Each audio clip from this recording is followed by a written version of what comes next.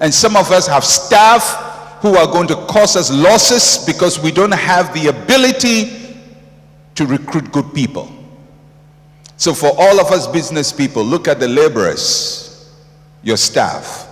What's the qualification of your accounting staff, of your human resource staff? What's the qualification of the people you trust to bring in the harvest? What's the experience? What's the educational background? What have they done before?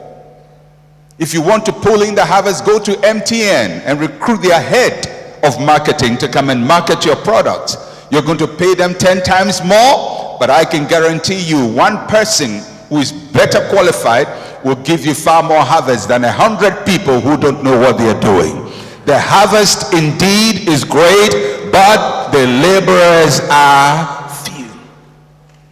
If you're going to play the big leagues, you have to bring in some good professionals. Thank God Nigeria just qualified for the World Cup. Thank God. Thank God. I think Stephen Keshi is doing well. But you know, if they had just picked local players, you wouldn't have qualified. The harvest has come, but you have to get players who play in the big leagues outside to come and play locally for you. Local players will not qualify you for the World Cup. Local players cannot play at the world stage. They play local leagues. But if you want to play at the world stage, you have to get people who play at the world stage. And if you're going to get world stage players, you're going to pay world stage salary. So you're trusting God to play your business in the big leagues. Then stop hiring those local people whom you pay little money to, who are excited about the little things you do for them. They will do little things for you. Jesus says the harvest indeed is great, but the laborers are few. Laborers are few. If you have a great vision, get great people. If you have a world-class vision, get world-class people.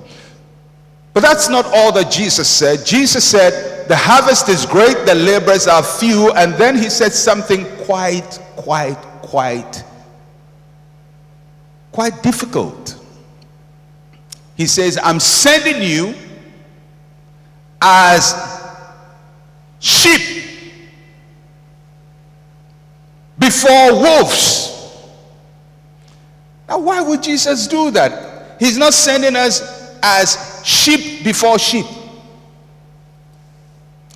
Neither is he sending us as wolf before wolves, but he says, I'm sending you out as sheep among wolves. Now, why would anybody do that? Because wolf is lunch for sheep, is lunch for wolf.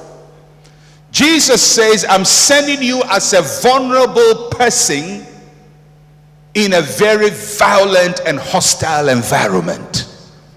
So in your harvest period, you're going to always be vulnerable and the environment will be hostile. In a harvest field, you're going to be encountering wolves. Can you imagine if God sends you into the cement harvest field of Nigeria? There's one big wolf. And he's not going to clap for you and say, praise the Lord. Well, he can't even say praise the Lord. But he can't encourage you, because that wolf is going to fight you. And if you are a sheep and your competitor is a wolf, you have to have a survival skill. So in your harvest field, you're going to be encountered with wolves. And you feel yourself as sheep, as a lamb. And you feel like that wolf is going to eat you up. So Jesus says, therefore, because you are sheep dealing with wolves, be as wise as serpents and as innocent as doves. That means in your harvest field, you must have the serpent's wisdom and the dove's innocence. The dove's innocence is in your head, in your heart. The serpent's wisdom is in your head. Have a pure heart, but don't be stupid. Don't go out there smiling for the wolf to eat you up. Don't go out there thinking everybody loves me or people will be happy with my idea. There will be wolves who will eat you for lunch. What is it about the serpent that Jesus says we should be as wise as serpent? It's not its ability to bite.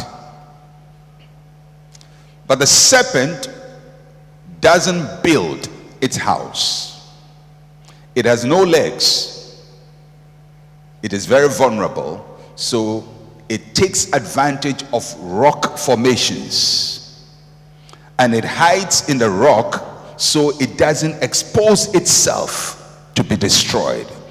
When it comes out with the intention to get a meal and go back to hide in its hiding place. Jesus says, be as wise as a serpent. Because you're dealing with wolves, don't expose your weaknesses to them.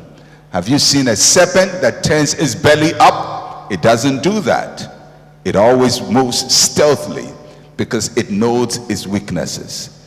I send you out as sheep among wolves. In your harvest field, you're going to encounter wolves. And I can tell you this, the Nigerian wolves are very powerful wolves. There are people who have taken commanding heights in the industries. You want to sell sugar in Nigeria? There are people who have taken that commanding height. You want to sell rice? You want to go to telecom industry? You want to go into oil industry? You're going to face wolves.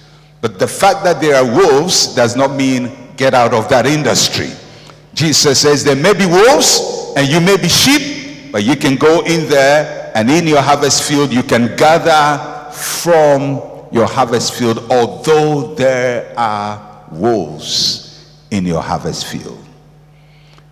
I believe God is giving you a gathering, a harvest, and I believe the harvest has already come. We're talking about open heavens. When the heavens open, there is a great harvest, but we have to learn to gather. Work with your staff, work with the laborers, and work with your own attitude. Have wisdom to go to the harvest field and deal with the wolves of your harvest. God bless you.